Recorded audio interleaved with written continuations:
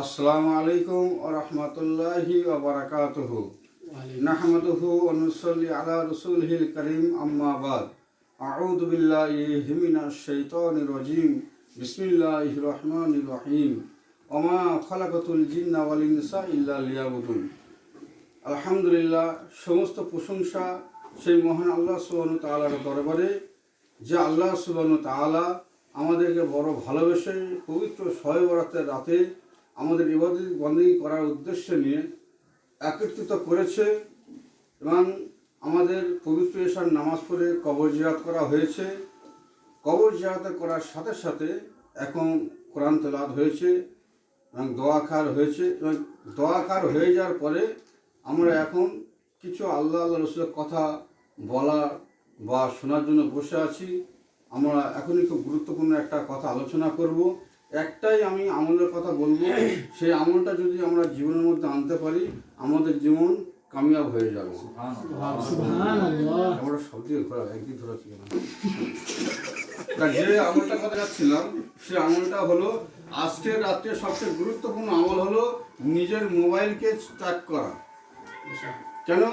হাদিসের মধ্যে সে মানুষ যখন অনেক নেকির কাজ করে শয়তান তাকে গ্রাস করে নেয়, আর গ্রাস করে নেওয়ার পরে এখন এই যে ডিজিটাল যুগে যারা মানে বড় বড় যে 4G বা 5G সেটগুলো যারা ব্যবহার করছে, তারা অনেক রাত থেকে ইবাদত বন্দেগী করলো, রাত যখন গভীর হয়ে গেল তারা মোবাইল নিয়ে ব্যস্ত হয়ে পড়লো।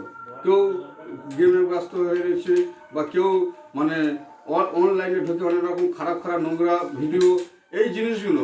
অতএব আজকের দিনে মোবাইলকে সম্পূর্ণভাবে ত্যাগ করে দিয়ে, আর হাদিসের মধ্যে সে যদি কোনো ব্যক্তি শবে বরাতের রাত্রে কি রাত জেগে যদি ইবাদত বন্দেগী করে, কাল কিয়ামতের মাঠে তার নেকির পাল্লা ভারী করে দেওয়া হবে। এবং শুধু তাই না, তার জিন্দেগির সমস্ত গুনাহ মাফ করে দেওয়া হবে। আমরা প্রত্যেকে এর উপরে আমল করব। আর একটা হাদিস আমরা আরেকটা শুনি যে আল্লাহর দয়া এত বড়, মানুষ যত বড় গুনাহগার হোক, আল্লাহর কাছে যদি দোয়া করে, তওবা করে, আল্লাহ তার সারা জীবনের গুনাহগুলোকে মাফ করে দেয়। যেমনই এসে হাদিসের মধ্যে যে আমরা সবাই নাম শুনেছি ফেরাউনের নাম।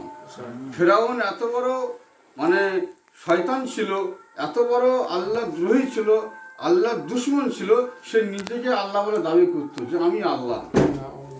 তা যখন সারা জীবন ওরকম আল্লাহ দাবি করার পরে ফেরাউনকে আল্লাহ কি করলো, নীল নদের পানিতে ডুবিয়ে মারছিল। তা তখন সেই মুহূর্তে হযরত জিবরাইল আলাইহিস সালাম তার মুখে কি ঢুকে দিয়েছিল, কাদামাটি। এই জন্য ঢুকে দিয়েছিল যে বারবার